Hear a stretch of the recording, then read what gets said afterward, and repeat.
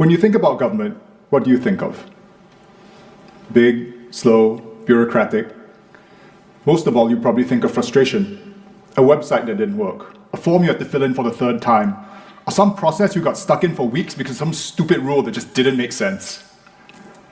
You probably know somebody who swears they will never work in government, and without asking them another question, you know exactly what they mean.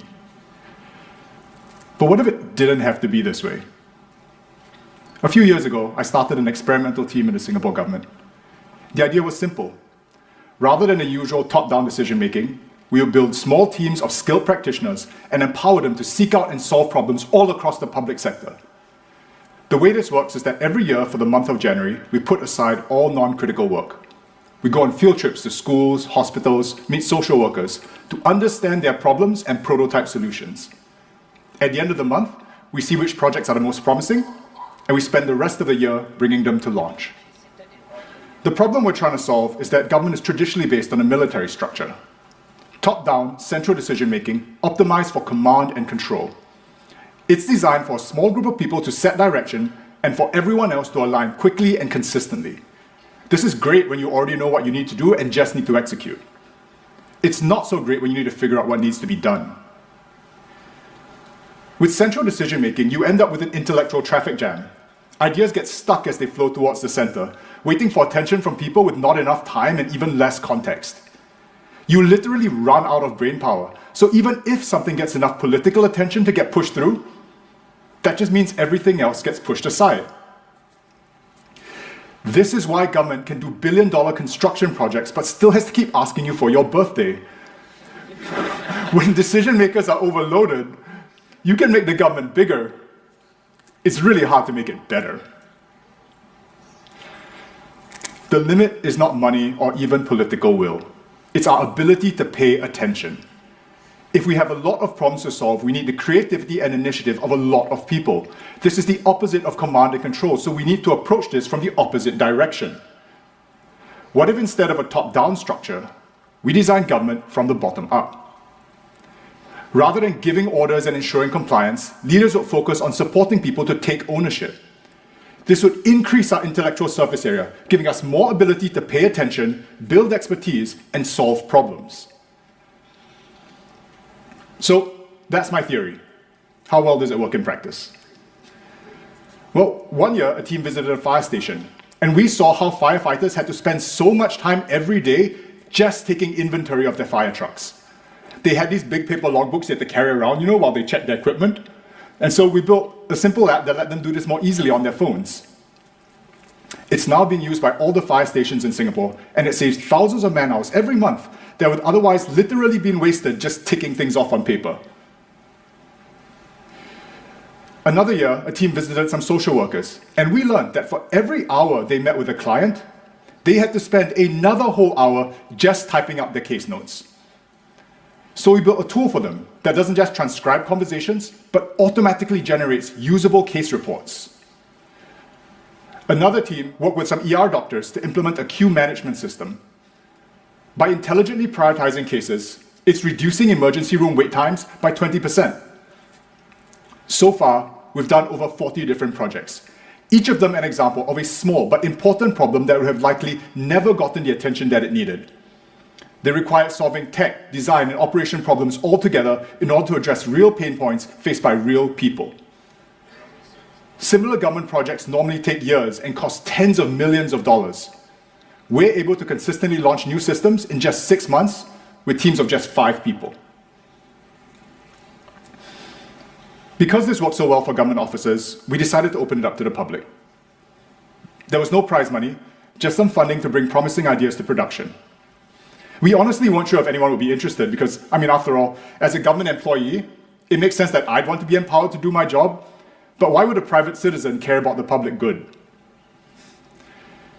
Well, we got hundreds of applicants, hundreds of ideas, machine learning to predict the best time for beach cleanups, tools to help senior citizens stay connected with their community, a system to track wildlife populations using audio recordings and AI. For a tiny fraction of what a single government project would usually cost, we gave Singaporeans a way to not only express what they cared about, but to take action on it. People want to do this. It turns out there's something really natural about wanting to do good. I think all of us here want to do something meaningful with our lives. We just need the opportunity. Government is frustrating because of how much better we wish it could be. It feels like no matter how hard we try, we get stuck, expecting more and more from a system that's already choked by the scale of its responsibilities. If we don't take a different approach, public service will fall behind while we get overrun by new problems like crypto scams, disinformation campaigns, or just plain old AI nonsense. But it doesn't have to be this way. Government can be less about control and more about empowering more people to do good. We can increase our intellectual surface area by pushing for better structures, bringing visibility to problems, and taking action where we can to solve the challenges we can see. We can have a society that's not limited by the attention of its leaders, but one that is driven by the imagination of its people. Thank you.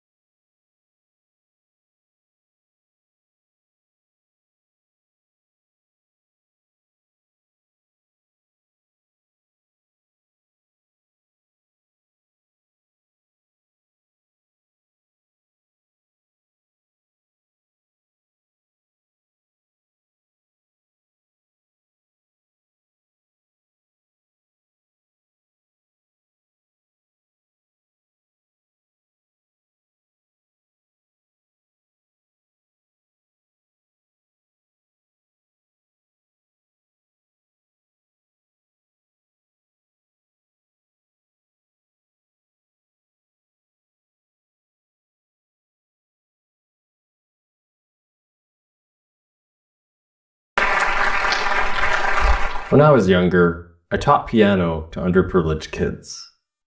This was a volunteer program, so lessons were done in a tiny, dusty room behind the school gym. Imagine a room just big enough to fit a piano and a small bench. One of my students, Andrew, he was a great piano player. He kind of looked like the kid from Home Alone. Blonde hair, blue eyes, ears that stuck out a little bit. Andrew always played well during our lessons. Fine practicing on their own, but Jackson. That was interesting. This kid didn't seem worried at all because he didn't see what he was doing as a performance. He thought he was just practicing until he could one day play with the king of pop. But I didn't have the heart to tell him that Michael Jackson had already passed away. Active and play much better in front of us. Kinda worked for a bit, only because I have an older sister who's an extrovert, and she would speak enough for the both of us. Whenever I was asked a question, she loved to jump in and say, "Ooh, let me tell you what Ty thinks." But having your sister speak for you, it's not the best long-term strategy for success. And if you struggle with public speaking as an adult, it really holds you back, both in work and in life. It's estimated that 70% of all positions require some form of public speaking. And about the same number of us, 73%, believe that being able to speak better in public would help our careers. So it's not that we don't want to improve, it's that we're going about it the wrong way. We're viewing public speaking as a performance when we should be viewing it as practice. Every situation is just practice. It's practice for you to become a better speaker. When you think this way, the pressure instantly drops. And less pressure means less panic. Because if you're just going to practice, the results don't matter as much. What matters most is that you're showing up and you're trying to improve. The beauty of thinking this way is that when you don't worry about performing, You get to perform without worry, which means you actually perform better. And this applies to more than just speaking. It's true if you're playing a sport, learning a new skill, or even dancing on stage with Michael Jackson. So how do you stop viewing public speaking as a performance and start viewing it as practice? Well, after about a decade of trial and error, I discovered the key. It's what I call an identity shifting statement. This is a very specific phrase that you repeat daily until your brain shifts from your old perspective, speaking as a performance, to your new perspective, speaking is just practice. My favorite identity shifting statement is, when I speak, it's just practice. Those shoulders down and followed by another short inhale through the nose, then a long exhale through the mouth. And no matter what happens on this journey of life, it's just practice. Big presentation. Watch this. We just killed a pod. And there it is. A new one. Different name, only a few seconds old, already running. We didn't create it. No script ran. No CI pipeline kicked off. Something inside Kubernetes noticed a pod was missing and replaced it on its own within seconds. What brought it back? What noticed it was gone? How did it know what to replace it with and where to put the new one? That's what this video is about. We're going to look at the system underneath, the design pattern that drives all of Kubernetes, and the components that make pods, services, deployments, and how these actually work. Before Kubernetes, most of us had a simple mental model for deployment. You have code, you have a server. You put the code on the server. Maybe you SSH in, pull from Git, restart a process. Maybe you have a script that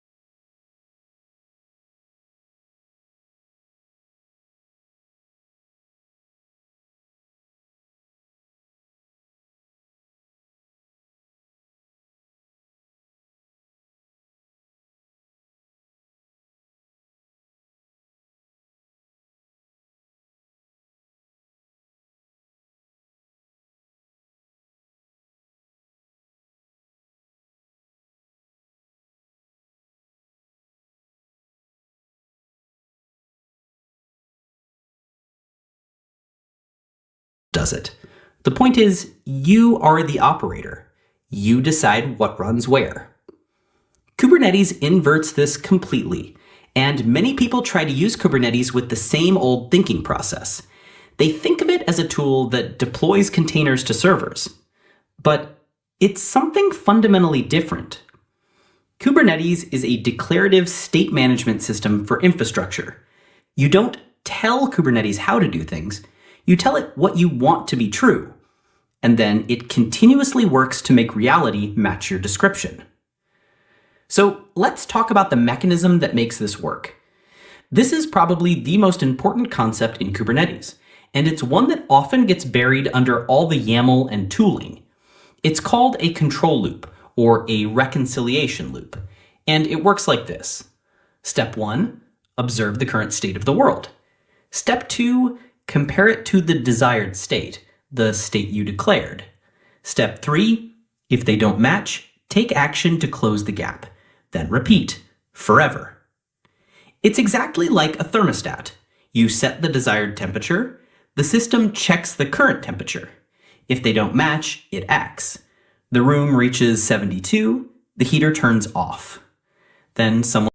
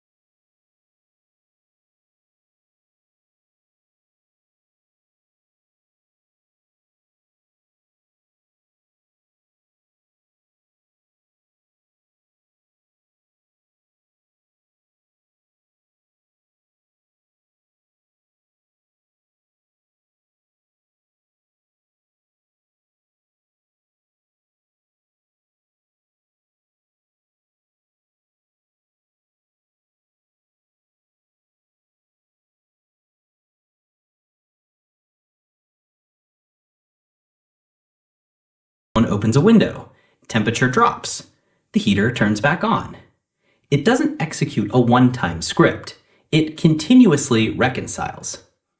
This is how Kubernetes works. Not one control loop, dozens of them, all running in parallel, each responsible for one narrow concern. There's a controller watching your replica sets. When a replica set says, there should be 3 pods, that controller checks how many actually exist and creates or deletes pods until reality matches your description. There's a separate controller watching deployments. Its job is to manage replica sets when you roll out a new version. There's another controller watching nodes. If a node goes dark, that controller notices and marks its pods for rescheduling. There's one managing endpoints for services, another handling persistent volume claims. Each one runs independently. Each one follows the same pattern: observe, diff, act. And none of them know about each other. They only watch their own objects and reconcile their slice of the world. And they all coordinate through a single source of truth, a distributed key value store called etcd, with the API server sitting in front of it. Both your desired state and the actual reported state live there. When a controller needs to check what did the user ask for and what's actually running, both answers come from the same place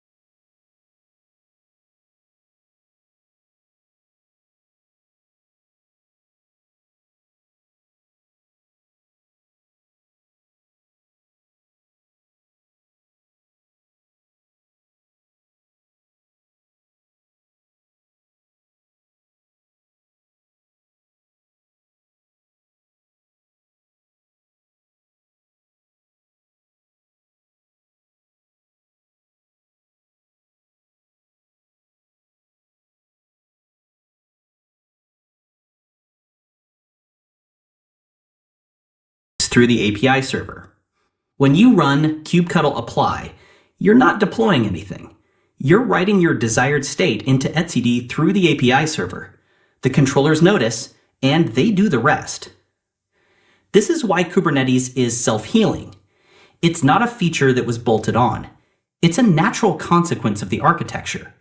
If a pod crashes and gets evicted, the replica set controller's next loop iteration notices the count is off and it creates a new one.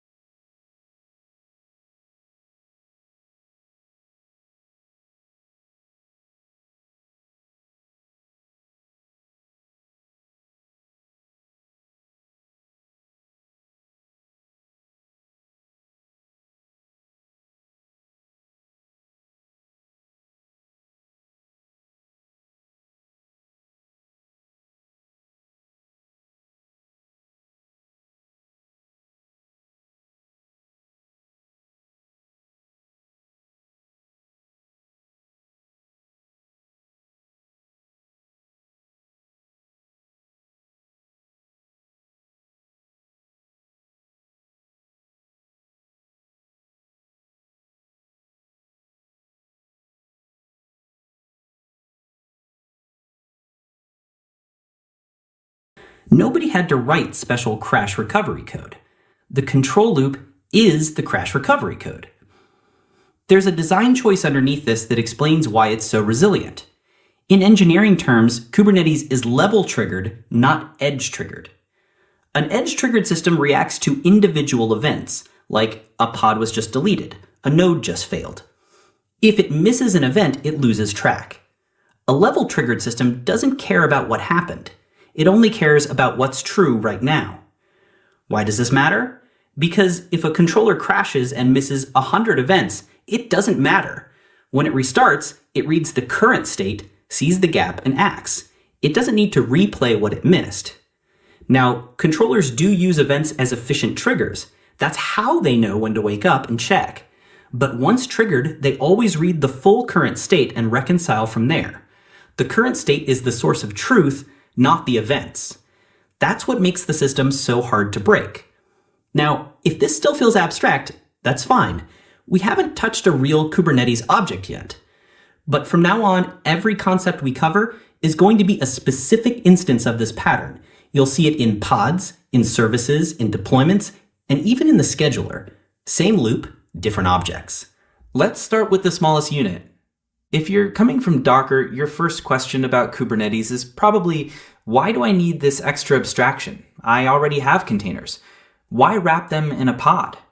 It's a fair question. And the answer is not because Kubernetes is complex and likes layers. There's a real architectural reason. What might surprise you is that in practice, the most common Kubernetes use case is one container per pod, not two.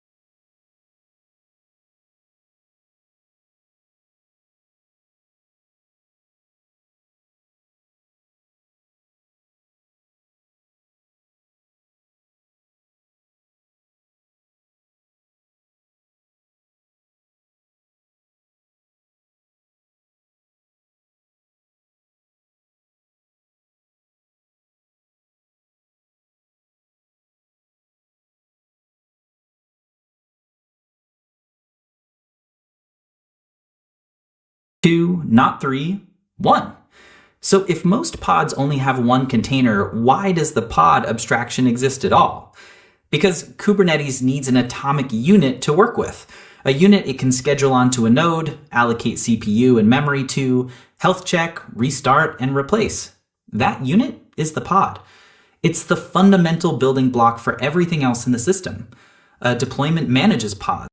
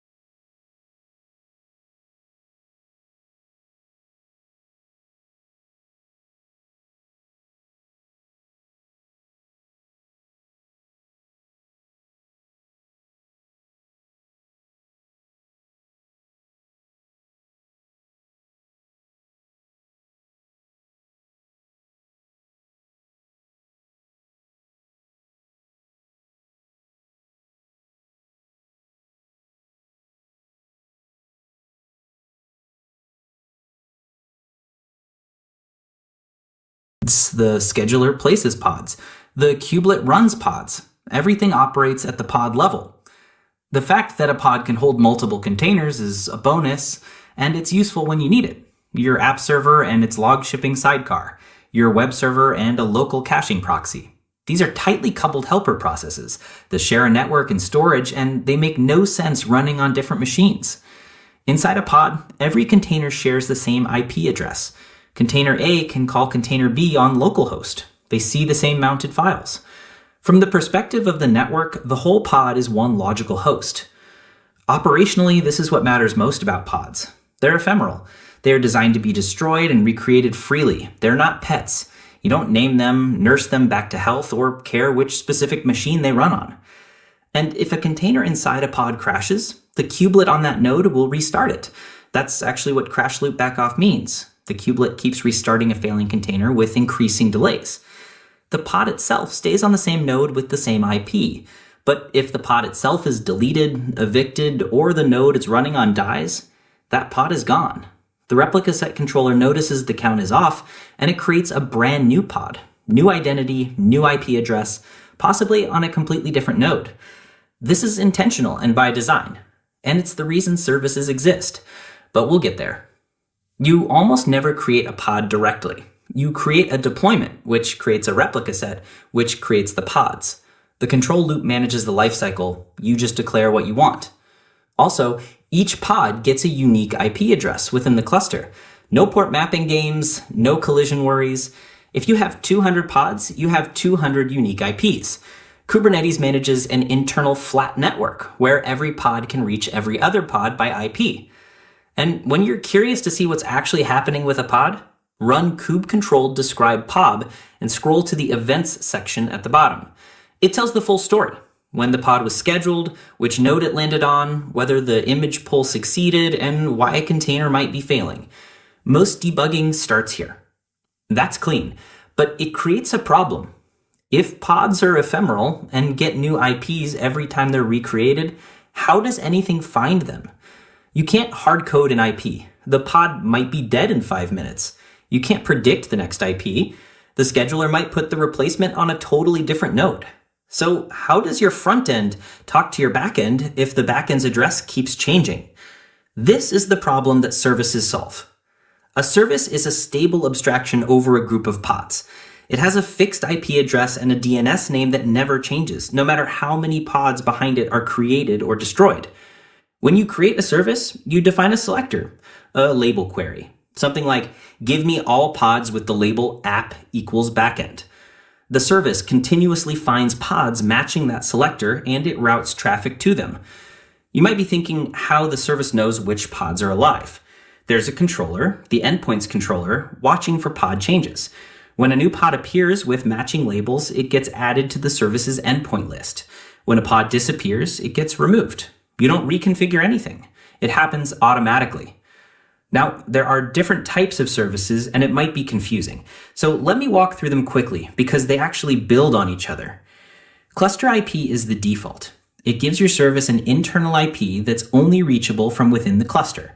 If your front-end pods need to talk to your back-end pods, this is what you use. Nothing outside the cluster can touch it. But what if you need to reach the service from outside? That's where node port comes in. Node port does everything cluster IP does, but it also opens a specific port on every node in the cluster. Hit any node's IP on that port and the traffic gets forwarded to the service. It works, but it's a bit raw. You're exposing node IPs directly, which isn't great for production. So on top of that, there's load balancer. It does everything node port does, but it also asks your cloud provider to spin up a real load balancer, an AWS ELB, a GCP load balancer, and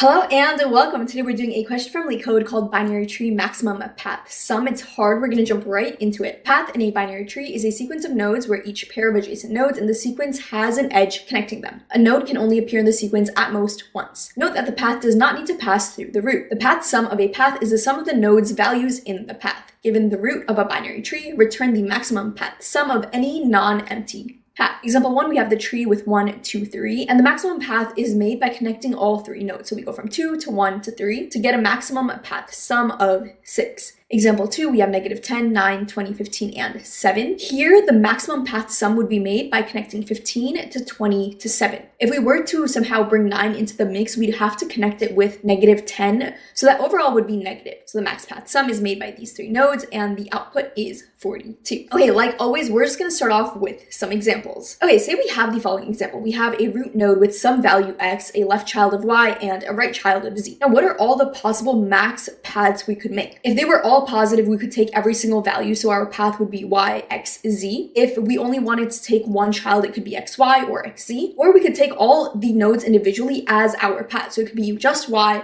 just x, or just z. So how would that look like with some numbers filled in? So in the following examples, let's see how it actually looks like played out. If we have -1, 5, 6, it makes sense to take all 3 of these nodes. So this entire path would give us a sum of 10. In the following examples, we want to take just the root and a child. So this would be 1 and 5. This would be 1 and 6. Over here, we just want the left child. Here, we just want the right child. And here, we just want the root node by itself. Now let's take a look at one more example. Say I have the following tree, and it's intentionally just a little bit complex, so that way we really have to be clear with our logic. Okay, this is my tree. Let's start all the way at the bottom, right over here, right? We have -1, 5, 6. Imagine this is my tree. This is all I'm dealing with right now. What is the maximum path sum for these nodes?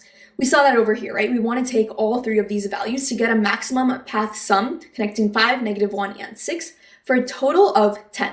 So right now, my max path sum value is going to be 10. Now let's take this a level above. Say I'm considering the subtree that starts with node 3. So 3, -1, 2, 5, and 6. We know this over here is 10. Now, how does it look like with this whole subtree? Well, these are all positive, so what if we just included everything? We did 2, 3, -1, 6. But to go back to 5, we would have to cross -1 again. And we can only use each node at most once.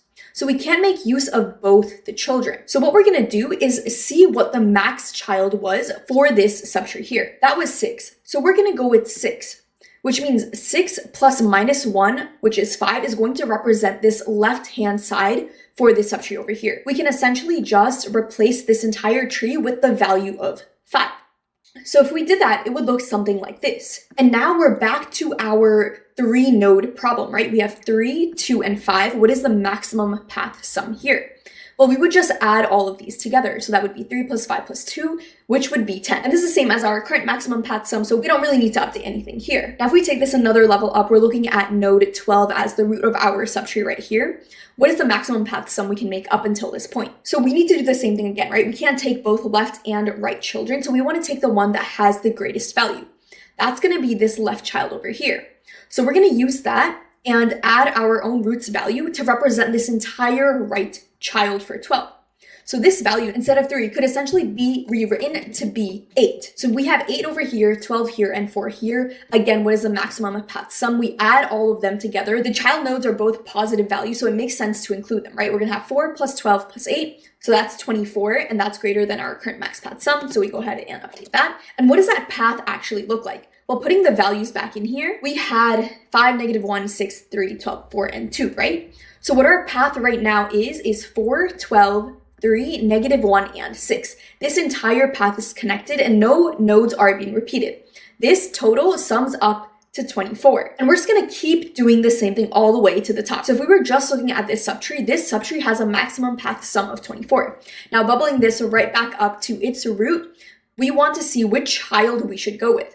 This has a sum of 4. This one had a sum of 8. So 8 was greater. We go with 8 and 12. So that's going to be 20. We're passing in 20 as a left child for 8. And now we want to see what the right is, but we don't know what the right is. We have to compute this first. So starting all the way at the bottom again, right? We start at node 7. It has no left and right children. So the maximum path sum would just be itself. So that's going to be 7. So we pass that up to 13. The right child is 7. and same thing over here, the left child is -2. The maximum path sum here would be 7 and 13. This is a negative number, so we don't really need to include this. The max path sum at this point is 20. We're still less than 24, so no updates are needed. But here now we have 20. We pass that to 8. So what we're going to do is 20 plus 8 plus 20, and that gives us 48. So our new max path sum would be 48. And what does this path look like, right? We're basically going from 7 to 13 to 8 to 12 to 3 to -1 to 6. And that's what we're going to do to solve this problem, right? We're just going to break it down into a root node, a left child, and a right child. Now we're doing a lot of repeat operations and it is a binary tree. So we're going to solve this using recursion and a depth first search. So let's go ahead and code this up and then run through an example afterwards. Okay, to code this up, the first thing I'm going to do is initialize our max path sum variable. This is going to keep track of the maximum path sum we've seen so far.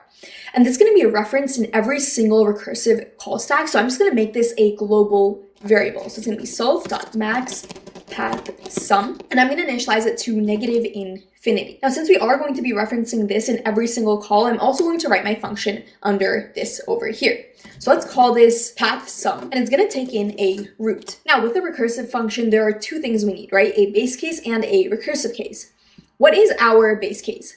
What if root is none? So if root is none, we're just going to return. So if not root, we return. Now, what do we return? Remember, we want to build up a maximum path sum. It has to be an integer. If root is none, we're just going to return 0. And what this means is we've gone all the way to the bottom of our call stack. Say we are at 7's child. The root is none, so we're going to return the max path of 0. Now, if the root is not none, so it does exist, now we want to figure out what the right and left subtree values are, respectively. So left is going to equal path sum with root dot left.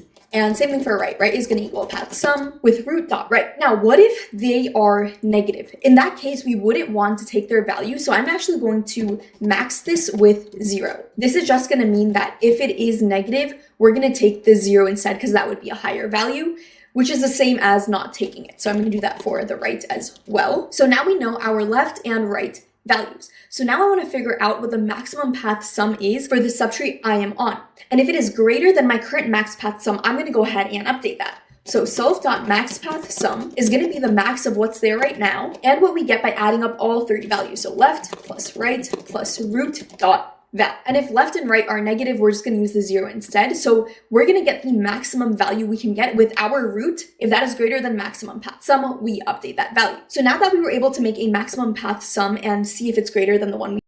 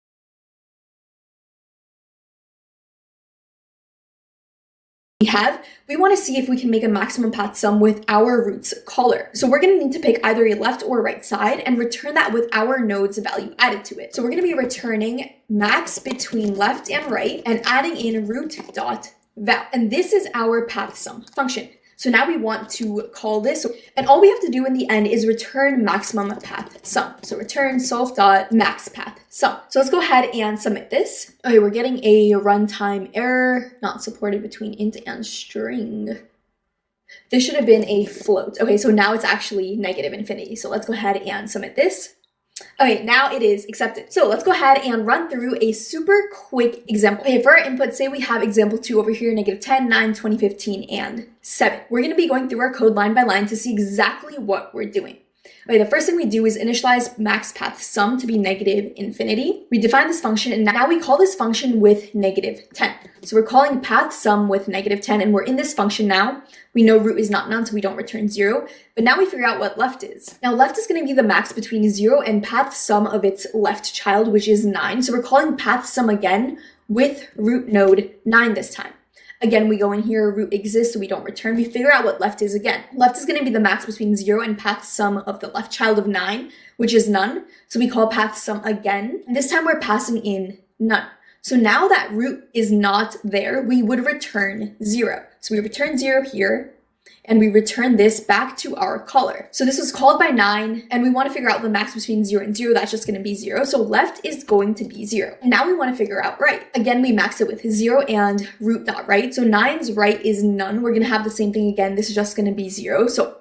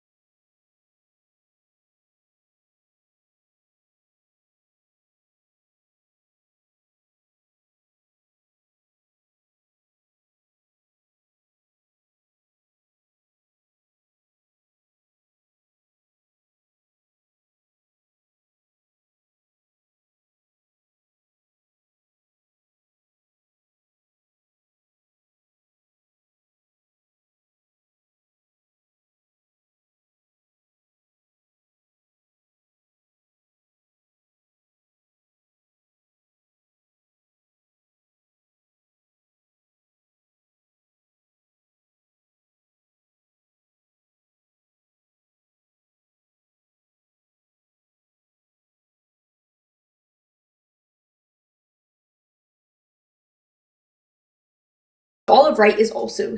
First we do left, maximum value we between left doing.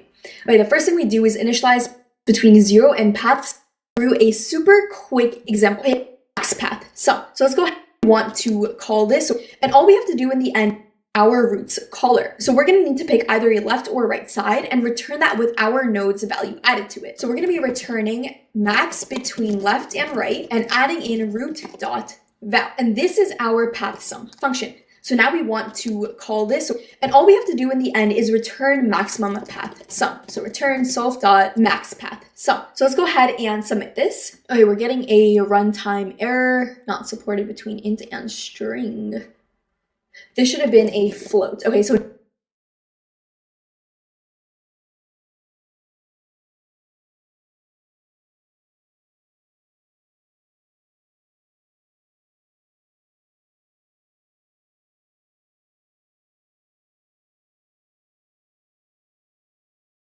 now it's actually